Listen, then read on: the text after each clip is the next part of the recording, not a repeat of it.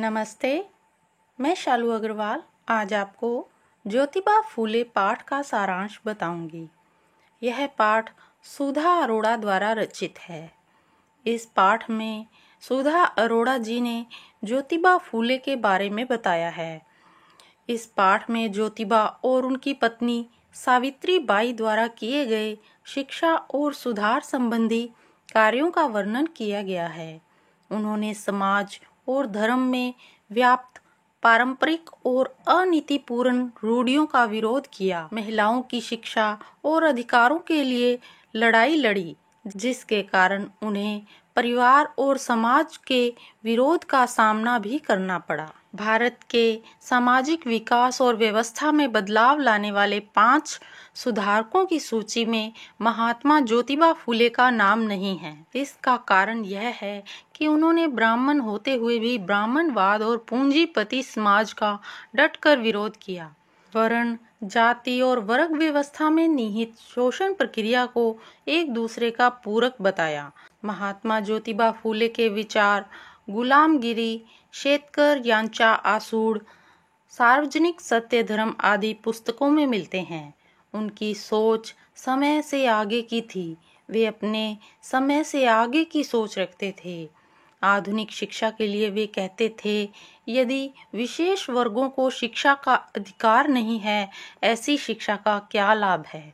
उनसे ही कर के रूप में पैसा इकट्ठा करके ऊंची जाति के बच्चों की शिक्षा पर खर्च करना कहाँ तक उचित है। ज्योतिबा फूले के अनुसार जिस परिवार में पिता बौद्ध, माता ईसाई, बेटी मुसलमान और बेटा सत्यधर्मी हो, वह परिवार आदर्श परिवार है। महात्मा ज्योतिबा फूले ने स्त्री शिक्षा पर बल देते हुए लिखा कि स्त्री शिक्षा के दरवाजे पुरुषों ने इसलिए बंद कर रखे हैं ताकि वह पुरुषों के समान स्वतंत्रता न ले सके। ज्योतिबा फूले ने स्त्री समानता को प्रतिष्ठित करने वाली नई विवाह विधि की रचना की। उन्होंने अपनी इस नई विधि से ब्राह्मण का स्थान ही हटा दिया। उन्होंने पुरुष प्रधान संस्कृति समर्थक और स्त्री की गुलामगिरी सिद्ध करने वाले सारे मंत्र हटा दिए। 1888 में ज्योतिबा फूले ने महात्मा की उपाधि को लेने से यह कहकर इनकार कर दिया कि इससे मेरे संघर्ष का कार्य बाधित होगा। वह एक साधारण व्यक्ति के समान ही कार्य करना चाहते थे। वे कथनी और करनी में विश्वास करते थे। स्त्रियों को शिक्षा का अधिकार मिलना चाहिए। इसके लिए सबसे पहले अपनी पत्नी सावित्री बाई को शिक्षित किया। सावित्री बाई को भी बचपन से शिक्षा में रुचि थी, लेकिन उनके पिता ने उन्हें नहीं पढ़ाया। उनके अनुसार स्त्रियां पढ़ने से बिगड़ जाती हैं। 14 जनवरी 1848 को पुणे में भारत की सबसे पहली कन्या पाठशाला खुली। इसके बाद उन्होंने पिछड़े वर्गों और लड़कियों के लिए पाठशाला खोलनी आरंभ कर दी।